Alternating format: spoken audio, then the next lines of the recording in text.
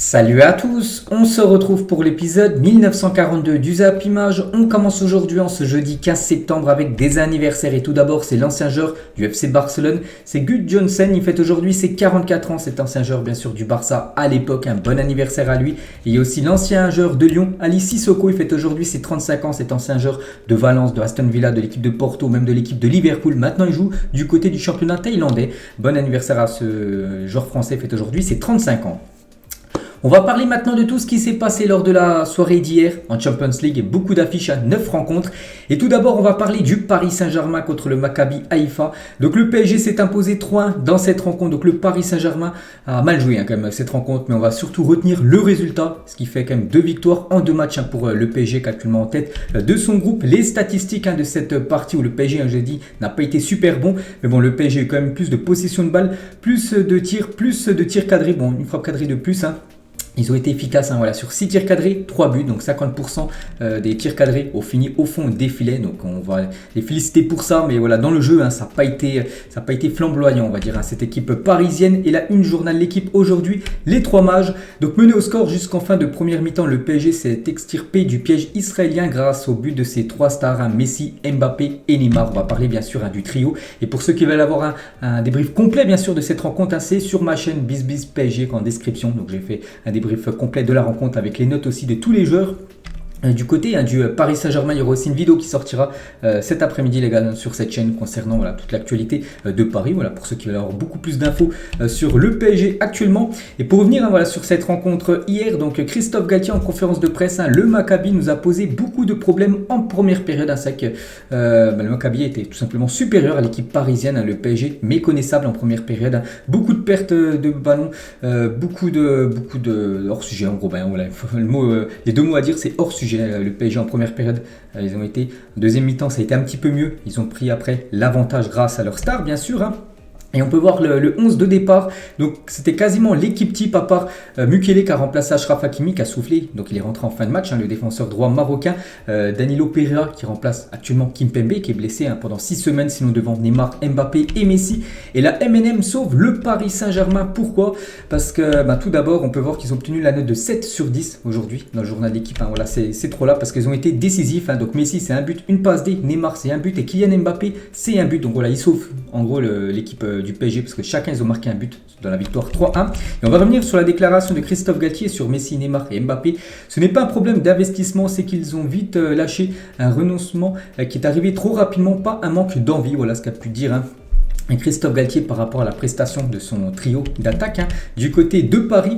Et on va commencer à parler un petit peu de Kylian Mbappé. C'est lui qui a reçu le prix d'homme du match. Donc ça a beaucoup fait parler parce qu'il y a peut-être 1, 2, peut-être voire 3 joueurs qui méritaient plus que Kylian Mbappé pour remporter ce prix. Je pense tout d'abord, pourquoi pas, à Léo Messi ou même Vitinha. Je pense qu'il aurait mérité aussi de remporter ce trophée. Mais c'est bien Kylian Mbappé qui remporte ce trophée. Et Mbappé a été élu 3 fois homme du match lors de ses 4 derniers matchs en Ligue des Champions. Donc une fois contre le Real Madrid, une fois contre la Juventus la semaine dernière et une fois contre le Maccabi Haïfa. Donc félicitations bien sûr à Kylian Mbappé. Et Mbappé devient actuellement le co-meilleur buteur de l'histoire du Paris Saint-Germain en Coupe d'Europe avec Edinson Cavani, je l'avais dit hier. Il est à 29 buts, Cavani 30. Donc s'il marquait un but, il revenait sur la légende Cavani. Donc chose faite, 30 buts pour Cavani, 30 buts pour Kylian Mbappé en Ligue des Champions du côté de Paris. Donc Neymar est à 21 ou même Zlatan 20. On peut voir que Neymar est passé devant Zlatan Ibrahimovic avec son but hier, inscrit par le joueur brésilien. Et nous on revient sur Kylian Mbappé. Donc il est également devenu hier soir le joueur français le plus capé de l'histoire du Paris Saint-Germain. 46 matchs en Ligue des Champions à seulement 23 ans. Donc il devance un ancien joueur, c'est tout simplement Blaise Matuidi avant qui avait le recordman de nombre de matchs de Champions League du côté de Paris, c'était 45 matchs pour Blaise Matuidi et maintenant c'est Kylian Mbappé à 46 matchs et c'est lui tout simplement le joueur français, je parle en joueur français parce qu'il y a des autres joueurs qui ont disputé beaucoup de matchs de Champions League, je pense à Marco Verratti bien sûr, mais en joueur français, c'est lui qui a disputé le plus de matchs du côté du PSG. Toujours avec Kylian Mbappé, donc il a également encore battu un record. Donc Mbappé est surtout aussi devenu le premier Français à marquer lors de 6 matchs consécutifs en Ligue des Champions. Donc jamais c'est arrivé dans l'histoire de la Champions League qu'un joueur français marque 6 buts d'affilée, enfin sur 6 matchs d'affilée, chose faite dorénavant. Et pour la 10e fois d'affilée, Kylian Mbappé est impliqué sur un but en Ligue des Champions, but ou passe décisive. Le record de Cristiano Ronaldo est de 11 matchs d'affilée, donc voilà il est à 10. Donc en gros le prochain match qui sera contre le Benfica dans à peu près 3 semaines, donc 6 si il est buteur ou passeur D, il reviendra sur le record de Cristiano Ronaldo, Kylian Mbappé. Donc voilà, hier il a dépassé quand même pas mal de records, hein, le crack français. Notre photo bien sûr, hein, de Kylian Mbappé hier et une photo de lui avec Léo Messi. On va parler maintenant de Léo Messi et des records aussi pour Léo Messi. Tout d'abord, Léo Messi devient le premier joueur de l'histoire de la Champions League à marquer lors de 18 saisons consécutives en Ligue des Champions. Félicitations à Léo Messi. Donc Ronaldo aurait pu venir ex aequo avec Messi cette année, mais Ronaldo ne joue pas l'Europa League. Donc, enfin, ne joue pas la Ligue des Champions, il joue l'Europa League. Donc du coup, Messi, les gars, le seul maintenant à avoir marqué lors de 18 saisons consécutives en Champions League. Hein. Félicitations à lui. Toujours un record pour Léo Messi. Donc il est devenu hier le premier joueur de l'histoire à marquer contre 39 équipes différentes en Ligue des Champions. Il n'avait jamais marqué contre cette équipe de Maccabi Haïfa. Donc il devance d'un club Cristiano Ronaldo, les deux, hein, Ronaldo et Messi étaient à 38. Donc maintenant Léo Messi 39, Ronaldo 38. Et par exemple Karim Benzema inscrit contre 34 clubs différents un but au moins en Champions League. Hein. Donc félicitations bien sûr à ce trio, on va dire, hein, même Raoul Lewandowski, on peut aussi les ajouter dedans. Toujours avec Léo Messi, donc en inscrivant son 6e but en Ligue des Champions hier soir, Léo Messi est entré dans le top 10 des meilleurs buteurs du PSG dans cette compétition. Il égale un certain Blaise Matuidi en termes de buts inscrits en Champions League du côté de Paris. Mais bon voilà, Messi ça fait seulement 2 saisons, enfin une saison et demie on va dire, hein, du côté de Paris. Et déjà 6 buts en Champions League, hein, pour Léo Messi dans le top 10, un des meilleurs buteurs parisiens. Et toujours avec Léo Messi, donc il inscrit le 464e but du PSG en Coupe d'Europe. C'est le meilleur total pour un club français en compétition européenne, ex aequo avec l'équipe de Lyon. Donc voilà aussi, tout est dit, hein, dans cette image, les gars. Lyon, PSG, c'est les deux équipes qui ont marqué le plus de buts en Coupe d'Europe en tant que club français. Toujours avec Léo Messi, donc dans le match, on peut voir qu'un supporter, certainement un supporter du PSG est parti, enfin il est monté sur, il a passé les gradins, il allait sur la pelouse pour aller faire une accolade à Léo Messi. On peut voir qu'il était très très surpris, bien sûr. Léo Messi, bien sûr, les stewards, hein, sont jetés, voilà, sur ce supporter qui n'a pas le droit, bien sûr, hein, c'est interdit d'aller sur la pelouse. Donc voilà, petite info, hein, concernant Messi. Et on va finir maintenant avec, bien sûr, Neymar. Hein. Et premier but de Neymar en Ligue des Champions depuis décembre 2020 contre l'Istanbul Başakşehir. Hein. C'est vrai que ça allait faire bientôt 2 ans que Neymar n'avait pas marqué en Champions League. Et enfin les gars, une éternité, voilà, c'est fini. Il est enfin buteur. Neymar, le 3e but voilà, du PSG a été inscrit, hein, par le crack brésilien. Et Neymar est devenu le 2e meilleur buteur sud-américain de l'histoire de la Ligue des Champions. Il devance Sergio Agüero, 41 Agüero. Et Neymar du coup maintenant 42. Bon, le record maintenant c'est Léo Messi qui est très loin devant. 126 buts, hein, bien sûr, pour Léo Messi en pointant son but hier. Et toujours avec Neymar, hein.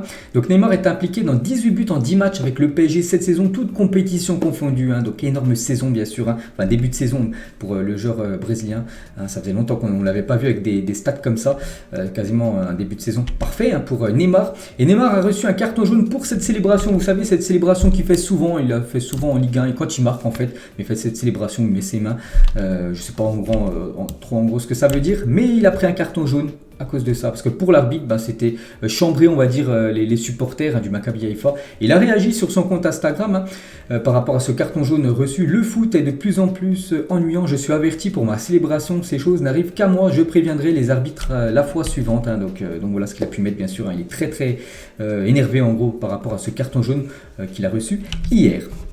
Toujours avec Paris les gars, donc ils ont encaissé un but à l'extérieur pour la 10e fois d'affilée en Ligue des Champions. C'est vrai qu'ils ont beaucoup de mal à faire des clean sheets à l'extérieur en Champions League, hein. Les 10 derniers matchs à l'extérieur, au moins un but encaissé, hein, par l'équipe parisienne.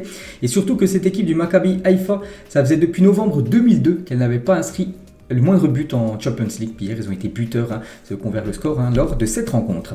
On va parler des défenseurs du côté de Paris. Nuno Mendes, Marquinhos ont hérité de la note de 4 sur 10 aujourd'hui dans le journal de l'équipe, hein, par rapport à leur prestation hier. Donc c'est vrai que Marquinhos, depuis quelques matchs, hein, il est pas super convaincant. Donc Nuno Mendes 4, hein, c'est plutôt rare, hein, pour Nuno Mendes, lui qui est souvent régulier. Mais Marquinhos, là, on va dire c'est moyen ses dernières performances. Bon voilà, ça arrive, un 4 sur 10. Et la même chose les gars pour Ramos et Mukele, c'est encore pire, une note de 3 sur 10. Ils ont eu aujourd'hui dans le journal l'équipe. Et une ambiance des grands soirs, hein, du côté du Maccabi Haïfa, bien sûr, pour ce match de prestige pour eux, hein, rencontrer le PSG avec toutes ses stars, bien sûr, il y avait une énorme ambiance, hein, du côté de ce stade, hein. Et pour finir avec le PSG, on va juste parler du Paris Saint-Germain U19, la Youth League, hein, le PSG a écrasé l'équipe de Maccabi Haïfa 5-0. Lors de cette rencontre, on peut voir que Ismaël Garbi a inscrit un doublé, Noah Lemina a inscrit un doublé également, un petit frère de Mario Lemina, il joue au Paris Saint-Germain junior, et but et passe D pour Ilyes Ousni, donc félicitations bien sûr à l'équipe junior parisienne. On va parler de l'autre match dans le même groupe que le PSG, c'est entre la Juventus et l'équipe du Benfica, et la Juventus de nouveau battue. Ils se sont inclinés 2-1 contre cette équipe du Benfica, donc Juan Mario, David Neres, buteur côté portugais, et Milik, buteur côté italien, enfin côté Juventus. On peut voir les statistiques du match, donc bien sûr j'ai pas vu le match, j'ai regardé totalement l'équipe du PSG, mais d'après les stats on peut voir que l'équipe du Benfica mérite sa victoire avec plus de 7 tirs cadrés alors que la Juventus est seulement 3 tirs cadrés, donc incroyable la Juventus, commence très très mal ce début de saison, et la Juve cette saison c'est 8 matchs, 2 victoires, 4 nuls, 2 défaites, là c'est seulement 2 victoires contre la Spezia et contre Sassuolo, sinon il y a eu déjà 2 défaites et pas mal de matchs nuls, donc ça va pas fort actuellement du côté de la Juventus Turin. La Juventus n'a aucun point après 2 journées de Ligue des Champions et c'est jamais arrivé dans l'histoire de la Champions League pour cette équipe de Turin. Donc c'est la première fois de son histoire que la Juve compte 0 points après 2 journées de Ligue des Champions. Donc triste début de saison européenne pour cette équipe de la Juventus Turin. Allegri à la fin du match, il a dit je sens pas que mon travail ici est en danger. En gros, ils ne sont pas sur la sellette parce qu'ils pourraient se faire licencier à cause de ces mauvaises performances. C'est normal d'avoir des moments comme cela dans le football. Nous devons travailler dur et changer la situation. C'est vrai qu'il faut qu'il change la situation, sinon il va se faire licencier très prochainement. Allegri, et on peut voir ce supporter de la Juventus s'appelle Hachim, donc il est certifié, je sais pas, et on peut voir sur le dernier tweet qu'il a mis hier, donc son traduit en français, Allegri sera limogé demain, il a mis ça, donc c'était hier à 11h03, juste à la fin de la rencontre. Donc après ActuFoot, donc ce Hachim 0307 est un simple supporter de la Juventus qui ne détient aucune information sur un éventuel licenciement de Massimiliano Allegri. Attention aux rumeurs, mais bon, on peut, s'il se ferait licencier, ce serait pas non plus un scandale, vu le début de saison bien sûr de cette équipe de la Juventus Turin. Une pensée à Angel Di Maria qui a vu son équipe enchaîner 2 défaites en Ligue des Champions face à ses 2 anciens clubs, le PSG et le Benfica. 33 minutes de jeu, c'est vrai que ces 2 anciens clubs où a évolué Angel Di Maria, puis à chaque fois ça a été défaite avec son nouveau club de la Juventus Turin. Premier but en Ligue des Champions pour Milik avec la Juventus. Félicitations à l'ancien Marseillais, donc il a joué hier et il a été buteur. Et c'est déjà son 3e but en 6 matchs depuis son arrivée à la Juventus. On va juste dire c'est le seul point positif de la Juventus hier, c'est que Milik de nouveau buteur. Sinon, ça a été une triste soirée pour eux avec la défaite. Et côté Benfica, les gars, Mario, ancien de l'Inter après son but face à la Juventus. Donc en gros, il a chambré, il a fait, je vous entends plus par rapport aux supporters de la Juventus Turin, parce qu'avant c'est un ancien joueur de l'Inter. Vous savez qu'il y a une rivalité entre l'Inter Milan et l'équipe de la Juventus Turin. Et le Benfica actuellement est imbattable depuis le début de la saison. C'est simple, 8 rencontres du Benfica et comme le Real Madrid, que des victoires. Incroyable, ils ont toujours pas perdu ni le match nul.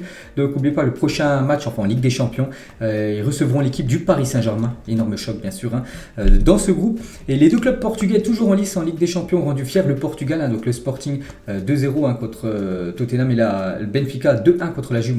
Si Porto, les gars, Porto ils ont pris 4-0 contre l'équipe de Bruges, mais bon, ça ils vont prendre des points à l'indice UEFA. N'oubliez pas que le Portugal est juste derrière la France, donc ça c'est pas trop bon bien sûr pour l'indice UEFA français, puisque les clubs portugais performent, on va dire, en Champions League.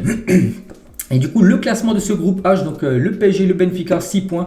La Juve et le Maccabi Haïfa, 0 points. Attention à la Juventus, les gars. Prochain match, ils jouent contre Maccabi Haïfa. C'est victoire obligatoire lors du match aller, match retour qui se jouera une semaine, le mardi et le mercredi d'après.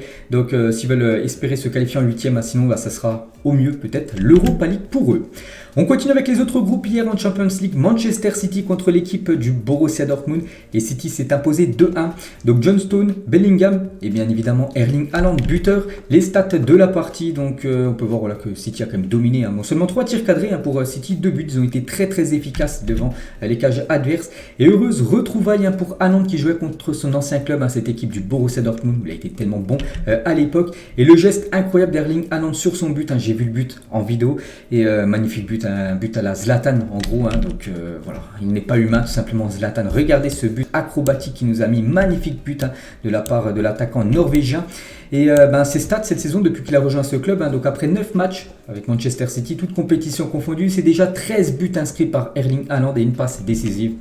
Des stats complètement folles bien sûr pour le nouveau numéro 9 du côté de City et Haaland cette fois-ci en Champions League. Donc 21 matchs et 26 buts inscrits pour Erling Haaland, incroyable. Donc ça lui fait un ratio, donc il est décisif en gros toutes les 62 minutes, à peu près toutes les heures de jeu qu'il joue en Ligue des Champions. Il marque un but, c'est énorme quand même d'avoir un ratio comme ça pour un joueur de football. On n'a jamais vu ça dans le passé, il est en train de tout écraser Erling Haaland. Et Haaland a marqué contre 10 des 12 équipes qu'il a affrontées en Ligue des Champions. Donc voilà toutes les équipes qu'il a pu jouer. On peut voir qu'il y a des clubs où il a marqué beaucoup de buts contre Séville. Il a inscrit 6 buts déjà, Erling Haaland, dans sa carrière. Du coup, Dortmund, un nouveau club qui vient de marquer un but. Donc, du coup, il y a juste 2 clubs où il n'a jamais réussi à marquer. Donc, l'Ajax Amsterdam et Manchester City, son club maintenant actuel. Mais bon, il les avait affrontés à l'époque quand c'était un joueur de l'équipe du Borussia Dortmund. Et Haaland en conférence de presse à la fin du match. 2 buts magnifiques aujourd'hui, mais le mien était meilleur honnêtement. Très bon centre, vraiment un caviar de la part de Cancelo. Voilà, sur le but tout simplement de Erling Haaland. Et toujours avec lui, donc, il n'a pas célébré son but victorieux face à Dortmund, son ancien club. Donc voilà, il a levé la main, il n'a pas fait une célébration de fou parce qu'il aurait pu faire une célébration de fou vu le but qu'il a marqué. Il a juste, en gros, il a marché tout simplement en disant voilà, excusez-moi, mais bon, il a fait son taf dans son club, bien sûr. Maintenant, c'est un joueur de Manchester City et il doit marquer des buts, peu importe l'adversaire. Et c'est pas Haaland qui a reçu le prix d'homme du match, c'est comme d'habitude, c'est lui les gars. Donc on ne le présente plus, c'est Kevin De Bruyne, de nouveau qui reçoit ce trophée d'homme du match. Il a déjà reçu le trophée d'homme du match lors de la première journée la semaine dernière du côté du FC Séville.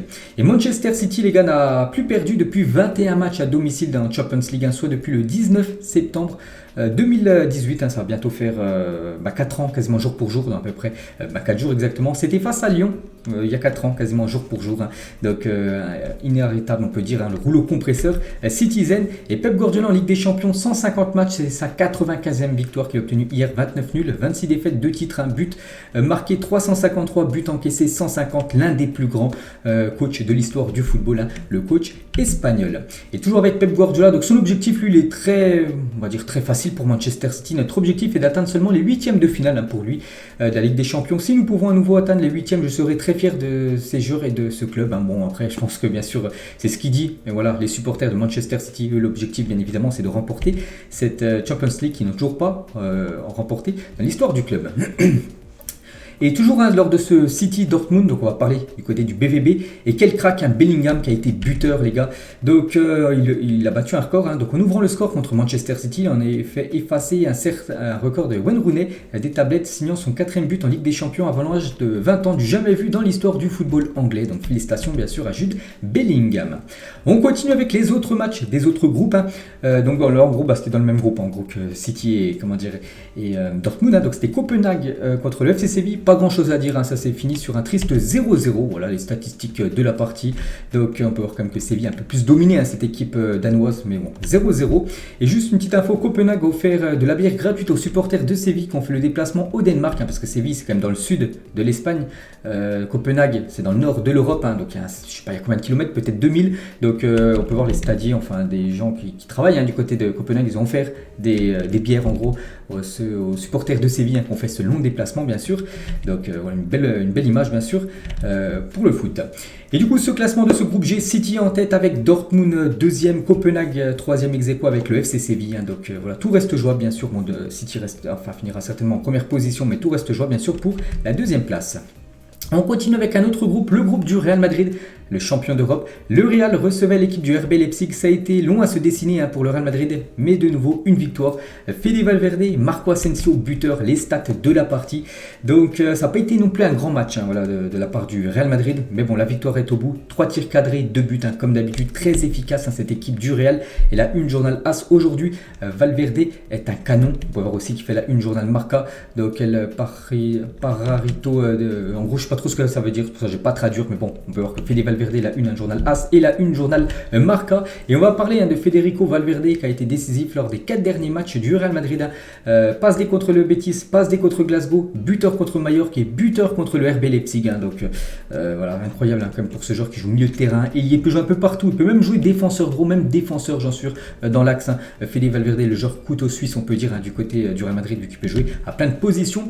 Et Federico Valverde devient le premier joueur uruguayen à marquer pour le Real Madrid en Ligue des Champions. Félicitations bien évidemment à lui. Et Valverde il a dit, j'ai un pari avec l'entraîneur, j'espère marquer beaucoup de buts pour atteindre ce nombre. On ne connaît pas le nombre. Il a fixé un objectif avec Carlo Ancelotti, donc ça reste secret entre les deux. Et on s'est fixé un nombre de buts pour cette saison. Peut-être pourquoi pas, il s'est dépassé la barre des 10 buts, toutes compétitions confondues. Ça peut être fait, il est déjà à 2 buts là sur les derniers jours. Donc félicitations à lui. Et on peut voir, regarder la joie, la rage on va dire après son but. Federico Valverde, bien évidemment, c'est lui qui a reçu le prix d'homme du match. Voilà, ce crack, Fede Valverde, un joueur pour l'avenir, un joueur pour le présent, un joueur en gros pour le futur, pour tout, tout simplement, ce joueur uruguayen.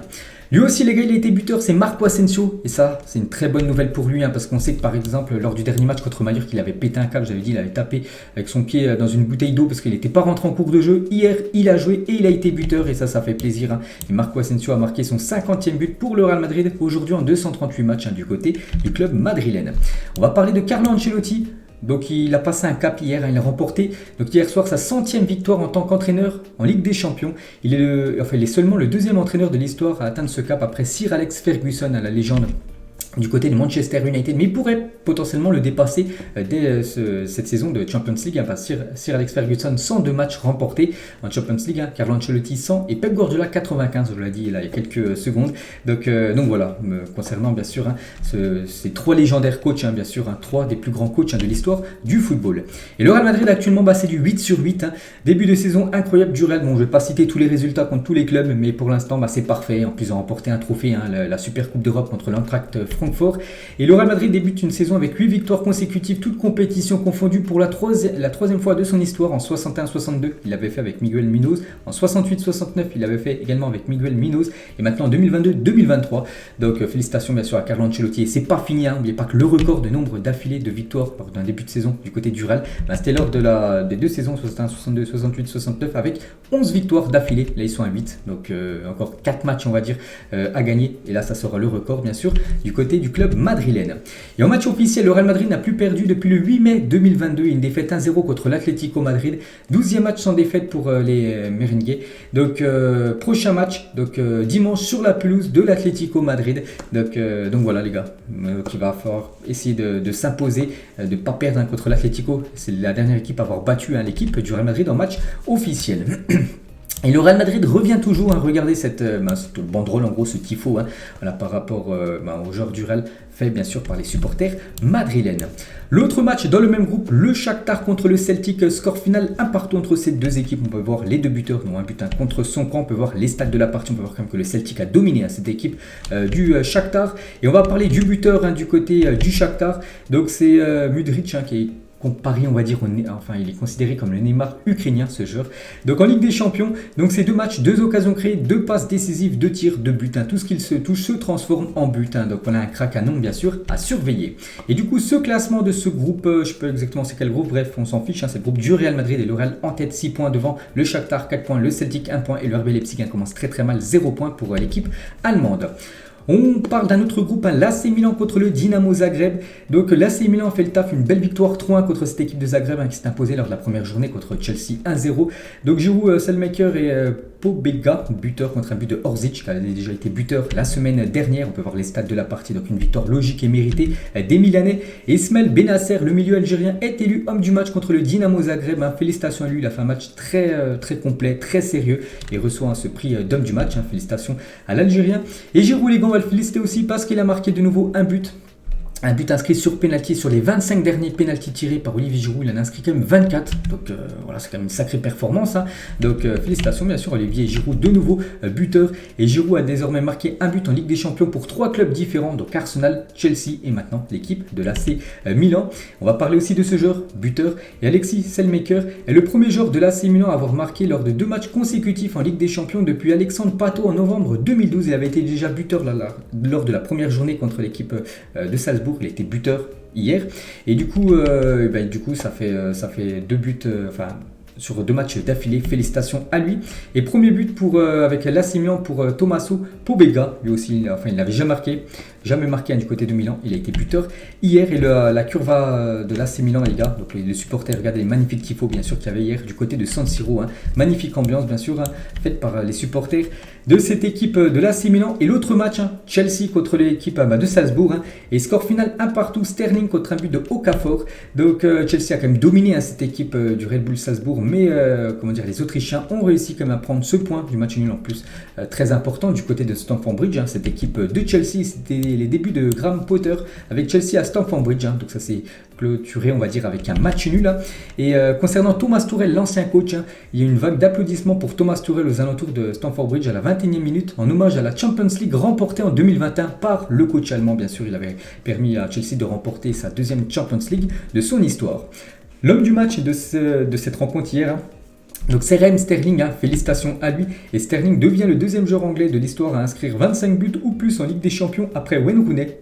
Donc Wayne Rooney était à 30, donc félicitations bien sûr à Raheem Sterling. Et on peut voir que Sterling, donc 25 buts maintenant. Donc il inscrit plus de buts que tous ses autres joueurs comme Luis Figo qui a 24, Paul Scholes 24, Lampard 23, Gerrard 21, Gareth Bale 20 ou même Ronaldinho 18.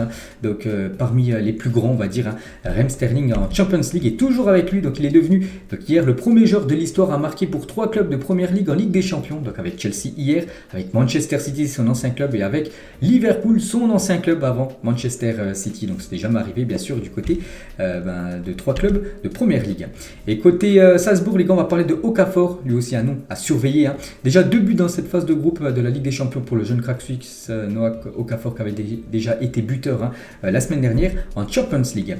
Et du coup, le classement, l'AC Milan en tête 4 points, le Dynamo Zagreb 3 points, Salzbourg 2 points et Chelsea, bon dernier actuellement de cette Champions League. Bon, il reste encore 4 matchs bien sûr pour Chelsea pour essayer de se qualifier pour les 8e. Il y avait une affiche, les gars, donc c'est Glasgow Rangers contre Naples et Naples s'est imposé 3-0 contre l'équipe des Glasgow Rangers. Donc les Glasgow Rangers ont pris un carton rouge à la 55e minute, puis après ça a été très compliqué pour l'équipe des Glasgow Rangers. Du coup après ça a enchaîné les buts côté napolitain. On peut voir les stats de la partie hier. Et premier but en Ligue des Champions avec Naples pour Tanguy Ndombele qui a été transféré en prêt. Premier but pour lui, on va le féliciter bien sûr, l'ancien Lyonnais. Et Alan McGregor, donc le gardien de cette équipe de Glasgow Rangers, a maintenant fait une apparition en Champions League pour les Rangers au cours de 3 décennies différentes, dans les années 2000, dans les années 2010 et dans les années 2020, 40 ans. Et toujours aussi fort ce gardien. Bon, il a quand même pris 3 buts hier lors de cette rencontre. Et le tifo des supporters des Rangers en hommage à Elisabeth II, qui est décédée. C'était, je crois, la semaine dernière, jeudi dernier. Donc, il y avait un magnifique hommage, bien sûr, par rapport à l'ancienne reine d'Angleterre. Et après 2 journées, Naples est en tête du groupe A parce que Liverpool contre l'équipe de l'Ajax, ça s'est joué avant-hier, on avait parlé. Donc, du coup, ce classement, donc Naples 6 points, Liverpool, Ajax 3 points et les Glasgow Rangers 0 points. Donc, tout reste jouable, bien sûr. Dans ce groupe, on peut voir sinon tous les résultats de cette deuxième journée, deuxième partie, parce qu'il y a déjà eu des matchs mardi, donc voilà tous les résultats les gars, avec ces 9 rencontres. On peut voir actuellement le classement après cette deuxième journée de Ligue des Champions. Donc Lewandowski, Mbappé et Haaland, les 3 sont en tête avec 3 buts inscrits pour ces 3 très grands buteurs. Donc félicitations bien sûr à ces 3-là. Mbappé et Haaland ont été buteurs hier. Lewandowski n'a pas marqué, mais il avait marqué un triplé lors de la première rencontre. On continue avec la Coupe d'Europe. Donc ce soir, il y a de l'Europa League. Regardez tout d'abord les matchs à 18h45. Voilà la première tournée de match. On peut voir par exemple Manchester United ira défier l'équipe de Sheriff Tiraspol, peut-être le premier but de CR7 pour cette nouvelle saison. Nantes ira défier l'équipe de Karabag ce soir à 19h ou 18h45. Monaco contre Ferencváros, cette fois-ci les matchs à 21h. On peut voir l'AS Roma contre Ijdik. On peut voir le Betis contre Ludogorets ou Rennes contre Fenerbahçe, un match bien sûr qui s'annonce bouillant. Et concernant le FC Nantes, les joueurs du FC Nantes sont à Bakou. Les Canaries affrontent le FC Karabag, donc c'est à 18h45 pour avoir l'horaire précise. Et concernant les matchs d'Europa Conference League, la toute petite Coupe d'Europe, un club français engagé, c'est l'équipe de Nice. Je les cherche, Nice ira, c'est l'avant-dernière affiche, donc du côté du Partizan, pour Nice, donc voilà tous les horaires. Donc Nice c'est Partizan Belgrade, c'est à 21h ce soir, Rennes Fenerbahçe 21h, ou par exemple Monaco ou même Nantes, ça sera à 18h45. On revient les gars rapidement sur l'Olympique de Marseille qui avait joué avant-hier contre Francfort, une défaite 1-0. Vous savez que c'est passé, il y a eu quelques débordements en tribune. Et officiel, l'UEFA annonce l'ouverture d'une procédure disciplinaire contre l'OM et l'Eintracht Francfort. Ce qui voudrait dire que l'Olympique de Marseille devrait normalement, donc le match OM Sporting, le prochain match en Ligue des Champions, pour l'OM devrait se jouer certainement à huis clos. Donc ça c'est un gros coup dur bien sûr pour l'équipe de Marseille. On sait qu'il y a une magnifique ambiance bien sûr et il doit y avoir personne à cause de ce qui s'est passé lors du match contre Francfort. C'est d'après l'équipe qu'ils envoient ces infos. Donc sur le coup d'un huis clos total avec sursis, l'OM pourrait payer cher les sérieux incidents au stade Vélodrome provoqués face à Francfort. Donc pour l'instant c'est pas officiel mais ça sent pas bon bien sûr pour Marseille. Le match pourrait se jouer à huis clos contre le leader actuellement de ce groupe qui est le Sporting Portugal. Et toujours avec l'équipe marseillaise, donc club ayant perdu le plus gros pourcentage de défaites dans l'histoire de la Champions League, donc minimum 50 matchs joués. Donc on peut voir c'est le Celtic et Anderlecht à 58% de leurs matchs joués, ça a été une défaite. Et Marseille est en troisième position, donc ça aussi c'est pas bon. Donc 51% de défaites pour l'équipe de l'Olympique de Marseille lors des matchs de Champions League. Et excepté donc Lyon et le PSG, les clubs français en Ligue des Champions lors des 42 derniers matchs, seulement 4 victoires, 7 matchs nuls, 31 défaites, si on compte pas bien sûr son élève Lyon et le PSG qui performe bien sûr en Ligue des Champions. Tous les autres clubs français qui ont joué en Ligue des Champions, que ce soit Monaco, que ce soit Marseille, que ce soit, je sais pas, Nice qui avait joué il y a quelques saisons. Donc les 42 derniers matchs, seulement 4 victoires. Il y a Lille aussi qu'on peut mettre dedans. Donc voilà, c'est bien sûr une stat terrible pour les clubs français.